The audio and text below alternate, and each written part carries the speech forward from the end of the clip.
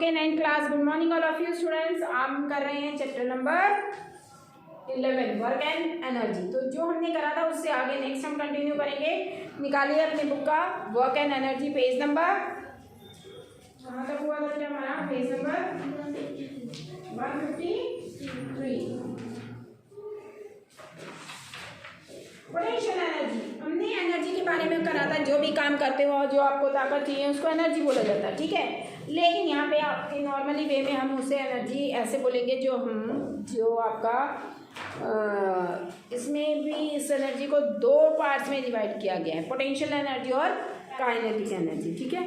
जो काम करने की पावर होती है उसको एनर्जी बोला जाता है। किसी भी काम कोई भी काम आप करते हैं तो वो उसमें जो पावर चाहिए होती है that is known as energy आपकी। इसके बाद जो हमारी दो तरह की एनर्जीज बताई थी, पोटेंशियल एनर्जी और काइनेटिक एनर्जी। मैंने फार्मूला बनाया था काइनेटिक एनर्जी का। क्या फार्मूला है काइनेटिक एनर्जी का? काइनेटिक एनर्जी हाफ mv², ठीक है। काइनेटिक एनर्जी है E, और कौन सी एनर्जी है? काइनेटिक, इसलिए ये लगा दीजिए, ठीक है। और इसका फार्मूला है half mv², m mass, v से वेलोसिटी, ओके। तो अब इसके बाद आते हैं पोटेंशियल एनर्जी। और पोटेंशियल एनर्जी का फार्मूला क्या होता है? Work done is equal to force into displacement, और फोर्स का फार्मूला होता है mass into m into g, ठीक है। ये भी हमने करा था m इंटू जी, और डिस्प्लेसमेंट h हाइट ले लिया। तो पोटेंशियल एनर्जी का फार्मूला क्या होगा? हाफ mv² काइनेटिक एनर्जी का है, और पोटेंशियल एनर्जी का P लगाएंगे इसलिए। कौन सी एनर्जी है? पोटेंशियल एनर्जी है, इसलिए P लगा दिया इसके, mg, ठीक है। इसका फार्मूला है mgh। सो अब इसके बाद हम ये रीडिंग करते हैं पोटेंशियल एनर्जी वाला, पेज नंबर 153 निकालिए। मैम जीएच क्या है? जीएच बेटा वर्क डन को, ये फोर्स का फार्मूला है। जी ग्रेविटी 10 के इक्वल ले लेते हैं इसके, वैसे तो वैल्यू इसकी फिक्स 9.8 होती है, हम अप्रॉक्स लेके इसको 10 भी कर सकते हैं। और m मतलब मास हो गया, h मतलब हाइट हो गया। चलिए चलो आ जाओ, तो ही रीडिंग करो। Potential energy of an object at a height, किसी हाइट से पोटेंशियल एनर्जी का फॉर्मूला है, हाइट से। हाँ जी, आ जाओ रीडिंग करो। 11.2.4 लास्ट है आपका चैप्टर, इसके बाद आपके ये फिनिश हो जाएगा, ठीक है। चलिए बेटे, हाँ लिया।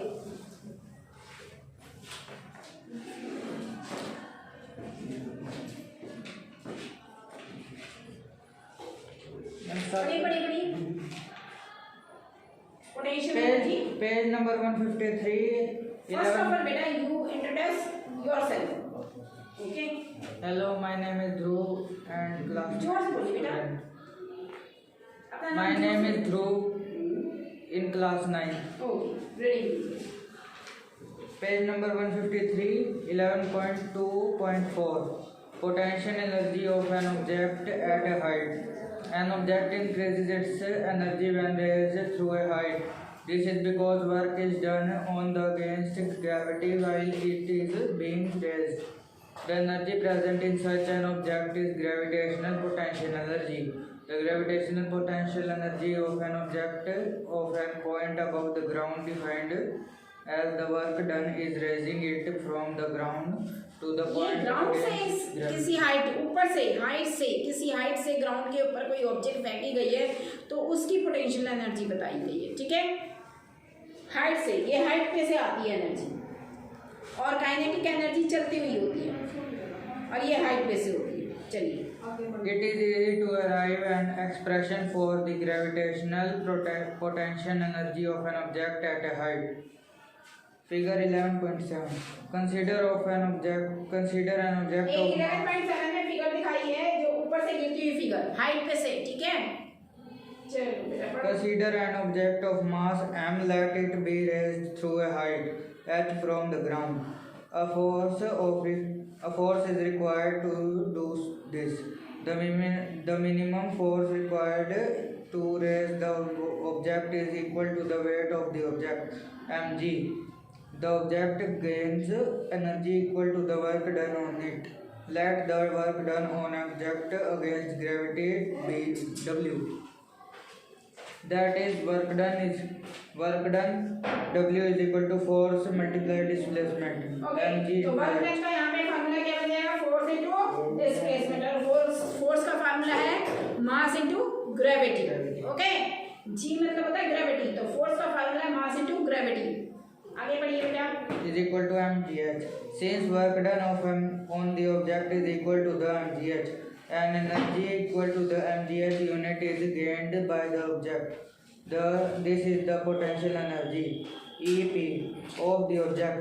EP energy of potential is equal to mgh. It is useful to note that the work done by the gravity depends on the difference in the vertical height of the initial and final position of the object, and not on the path along which the object is moved. Figure 11.8 shows a case where a block is raised from the position A to B by taking two different paths. यहाँ पे देखिए दो figure दिखा रखी है आपको. एक figure A दे रखी है, एक बी दे रखी है. दो कह सकते हैं आप फिगर देख रही है. एक में स्ट्रेट गिर रहा है ऑब्जेक्ट, एक हाइट से स्ट्रेट गिर रहा है. दूसरे में ऑब्जेक्ट गिर रहा है, फिर थोड़ा इधर उसकी पोजीशन चेंज कर दी है, ऐसे आया फिर ऐसे गया, फिर ऊपर से नीचे आ रहा है. ठीक है, तो इसमें अलग हो गया थोड़ा सा इसका. पढ़िए बेटा. Let the height AB is equal to h. In both the situation, the work done on the object is mgh. Figure 11.8. Okay बेटा. हाँ जी, आप अपनी सीट पे चलिए. जी बेटा. अब देखिए आपका क्या है, आपका इसमें क्या दिखा रखा है. अभी ये देखिए इसमें बताया था पोटेंशियल हाइट का बारे में बताया था. पोटेंशियल हाइट था, ऊपर से जब कुछ गिरता है नीचे, बहता हुआ पानी हो गया जैसे. ठीक है, वो जब बह रहा है वो पानी कौन सा हो गया? बहता हुआ पानी, काइनेटिक एनर्जी हो गया. ठीक है, चल रहा है वो पानी, चलती हुई चीज़ को हम काइनेटिक एनर्जी में लेते हैं. लेकिन वो किसी डैम बना दिया. एक नदी है, नदी पे क्या है, नदी बह रही है, वो काइनेटिक एनर्जी हो गई. लेकिन उस पर डैम बन के उस पानी को जब नीचे छोड़ा गया तो वो कौन सी एनर्जी में कन्वर्ट हो गई है? पोटेंशियल एनर्जी में. ठीक है, दोनों एनर्जीज इसमें हो गई हैं. लेकिन वो चलता हुआ पानी होएगा तो सिर्फ काइनेटिक एनर्जी ही कहलाएगा. लेकिन उसको रोककर फिर उसको गिराया जाता है डैम बनाकर, तो कौन सी एनर्जी होती है? वो पोटेंशियल एनर्जी होती है.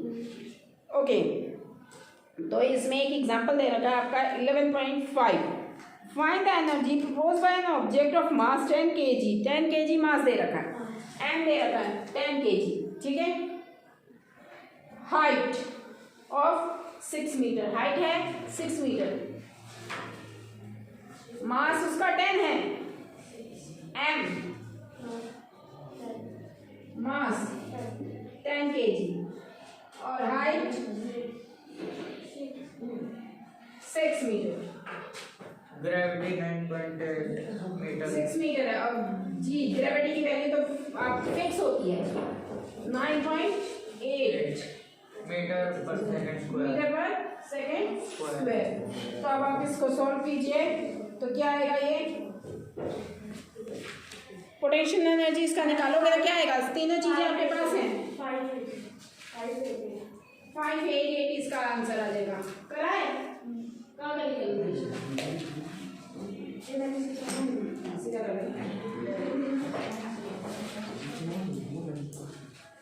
ठीक है.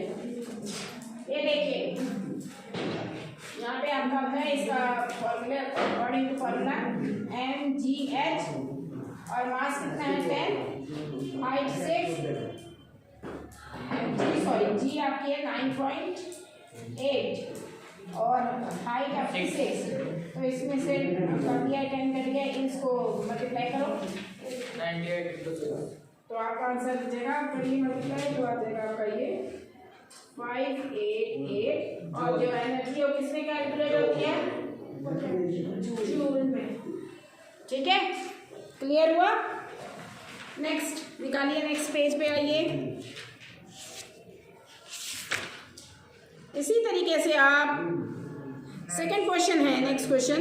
इसमें ऑब्जेक्ट का मास दे रखा है आपके पास और आपके पास एनर्जी दे रखी है. एनर्जी दे रखी है, मास दे रखा है, हाइट निकाल तो हाइट निकालनी है और ग्रेविटी आपने यहाँ पर 10 लेनी है, बताया है क्वेश्चन में, ठीक है। तो निकालिए जरा, मास बताते हैं आपको दे रखा है 12 kg। मास, एक मिनट, मास आपका है, यहाँ पे देख लीजिए, मैं बता रही हूँ, मास आपका है 12 kg, ठीक है, मास दे रखा है। एनर्जी है आपकी 480 जूल,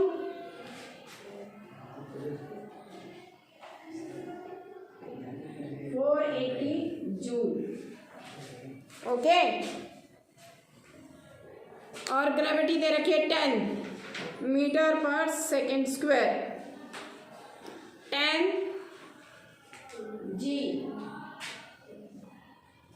मीटर पर सेकेंड स्क्वायर। तो आप निकालिए हाइट, हरियप, हाइट निकल जाएगी। रुक जाए, इतनी जल्दी कैलकुलेट कर रहे हो, आंसर मत बताओ, हाथ खड़ा कर लो बस, दूसरों को देखो ना ये क्या कर रही है, फटाफट पूरा।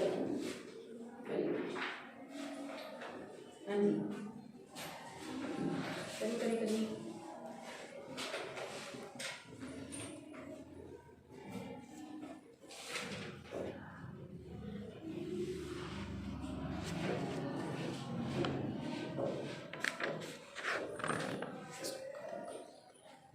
हाँ बेटा, पुट अप करिए वैल्यूज,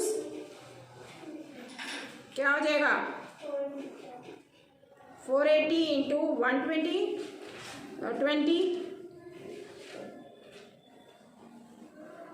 20 कैरी 12 है आपका। 480 is equal to h is equal to 480 upon में 12। इसको सॉल्व करोगे तो आपका आ जाएगा 4 मीटर हाइट आ जाएगी, ठीक है।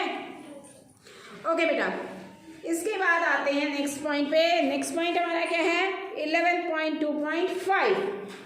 ओके, 11.2.5 में क्या बताया गया है, are various energy forms inter convertible.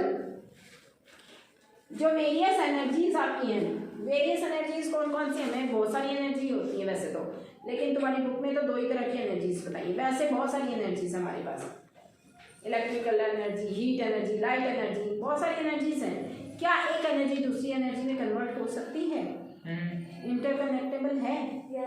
जैसे वाटर एनर्जी, ठीक है, ये एक दूसरे में कन्वर्ट भी हो सकती हैं और हमारी ये एक दूसरे से कनेक्ट भी होती हैं।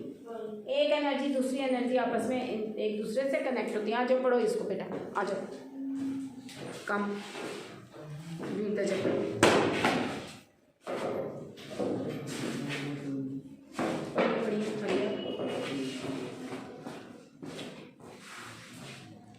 Page number 154, 11.2.5 or various energy forms interconvertible.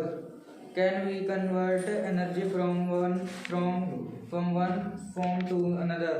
We find the nature and number of instances of conversion of energy from one form to another. 11.2.6 Law of conservation of mass, conservation of energy. In an activity 11.13 and 11.14 we learned that the form of energy can be changed from one to another. What happens to the total energy of a system during or after the process? But whenever energy gets transformed, the total energy remains unchanged. This is the law of conservation of energy. According to this law, energy can only be converted from one to another. It can be neither be created or neither destroyed. हाँ जी, energy can neither be create और be destroy. Energy नहीं खत्म होती है, ना ही बनाई जा सकती है। सिर्फ क्या करा जाता है, एक फॉर्म से दूसरे फॉर्म में उसको कन्वर्ट किया जाता है। पढ़िए बेटा। The total energy before the after the transformation remains the same. The law of conservation. सारी एनर्जी को अगर टोटल कर देते हो तो कैसी रहेगी, सेम, कांस्टेंट, ठीक है। जैसे ये बोला गया है, काइनेटिक एनर्जी को और पोटेंशियल एनर्जी को ऐड कर दिया गया है, यानी कि सबको ऐड कर देंगे तो वो किसके इक्वल हो जाती है, कांस्टेंट हो जाती है। पढ़िए बेटा। The law of conservation of energy is इसको law of valid in all conservation of energy situations. बोला जाता है। And for all the kinds of energy, or for all kinds of transformation, consider an example. Let an object of mass m be made to fall freely from a height h. At the start, the potential energy is mgh and kinetic energy is 0. Why is the kinetic energy 0? It is 0 because its velocity is 0. The total energy of the object is due to mgh. As it falls, its potential energy will be changed into kinetic energy. If v is the velocity of the object at the given instant, the kinetic energy would be half mv square. As the fall of the object continues, the potential energy would be decreases while the kinetic energy would be increases. When the object is about to reach the ground, h is equal to 0 and v will be the height. Therefore, the kinetic energy would be largest and potential energy is least. However, the sum of the potential and kinetic energy of the object would be the same at all the points. That is, potential energy plus kinetic energy is equal to constant, or mgh plus half mv square is equal to constant. The sum तो of दोनों energy को plus कर देंगे तो किसके equal हो जाता है? कांस्टेंट। कांस्टेंट मतलब इक्वल हो जाती है सभी, ठीक है। The sum of kinetic energy and potential energy of the object is total mechanical energy. We find that during the free fall of the object, the decrease in the potential energy at any point in its path appears an equal amount of increase in kinetic energy. Here the effect of air resistance on the motion of the object has been ignored. There is thus a continual transformation of gravitational potential energy into kinetic energy. 11.3 Rate of doing work. Rate of doing work, काम करने की क्षमता, rate of doing work. पढ़िए बेटा। Do all the work at the same rate? Do mechanics consumes or transfer energy at the same rate? Agents that transfer energy do works at different rates. Let us understand this from the following activities. A strong person may do certain works in relatively less time. A more powerful vehicle would be complete a journey in shorter time. Rate of doing work, काम करने की क्षमता, उसको क्या बोलेंगे? Power, ठीक है। Power, उसका फार्मूला क्या है? Power is equal to work upon time, P is equal to W by T। अच्छा, 1 किलोवाट किसके इक्वल बताया गया है? एनर्जी किसके इक्वल बताई गई है? 1 what is equal two joule पर सेकेंड, ठीक है। और 1 किलोवाट किसके इक्वल है? 1000 वाट की। और 1 किलोवाट इज इक्वल टू 1000 वाट। और 1 किलोवाट और किसके इक्वल भी बताया गया है? 1000 जूल पर सेकेंड, ठीक है। पढ़िए बेटा। A more powerful vehicle completes a journey in shorter time than the less powerful one. We talk of the power of the mechanics like motorbikes and motor cars. The speed with which the vehicle change energy or do work in the basis of their classification. Power measures the speed of the work done. That is, how fast or slow work is done. Power is defined as the rate of doing work or the rate of transfer of energy. It is agent does the work. W is the time T. Then power is given by power is equal to work by time. P is equal to W by T. The unit of power is the watt. In honor of James Watt, 1736 to 1819. Having the symbol W, 1 watt is the power of the agent, which does work at the rate of 1 joule per second. We can also say that the power is the 1 watt when the rate of consumption of energy is 1 joule per second. 1 watt is equal to 1 joule by second, or 1 watt is तो equal 1 to kilo watt ये in what में रहेंगे तो 1000 के बराबर है। खाली what में डब्ल्यू भी लगा सकते हैं या फिर हम इसको जूल पर सेकंड भी बोल सकते हैं, ठीक है। इसके बाद आपका आइए नेक्स्ट पेज पे इकोनॉमिकल यूनिट ऑफ एनर्जी पढ़िए बेटा। 1 watt is equal to 1 joule per second. We express the larger rates of इसमें आपको एक मिनट बेटा, इसमें आपको 1 किलो वॉट जो है 1 kilo watt hour 1 kilo watt hour W V H 1 kilo watt hour किसके इक्वल होती है, वैल्यू याद रखना 3.6 × 10⁻6 जूल, ठीक है। ये वैल्यू है, आपको याद रखना है, न्यूमेरिकल में लगानी भी पड़ सकती है ये वैल्यू को। तो 1 kilo watt hour is equal to 3.6 × 10⁻6 joule. पढ़िए बेटा। We can express larger rates of energy transfer in kilowatts, kW. 1 kilowatt is equal to 1000 watts. 1 kilowatt is equal to 1000 watts. 1 kilowatt is equal to 1000 joule per second. The power of an agent may vary with time. This means that the agent may be doing work at the different rates or different intervals of times. Therefore, the concept of average power is useful. We obtain average power by dividing the total energy consumed by the total time taken. Next Page number 156. 11.3.1 Commercial unit of energy. The unit joule is too small and hence it inconvenient to express large quantities of energy. We use a bigger unit of energy called kilowatt hour. kWh. What is the 1 kWh?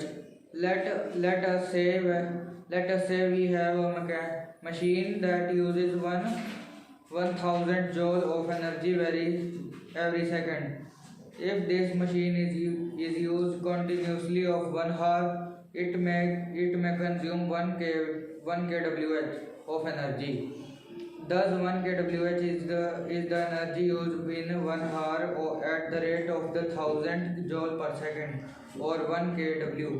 1 kWh is equal to 1 kW multiplied by 1 hour. 1000 watts multiplied 3600 second is equal to 36। एक second कोई बात नहीं, चलो। तो अभी ये जो बन रहा है 1 किलो वॉट इज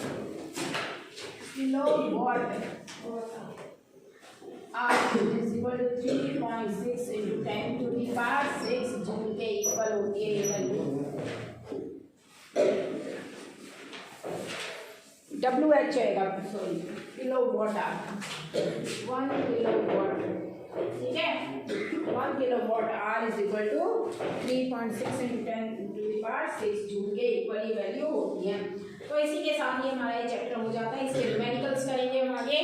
तो हमारे सारे चैप्टर्स हो गए हैं, आगे हम अब रिवीजन करेंगे, ठीक है। Okay, so till then bye all of you students, take care.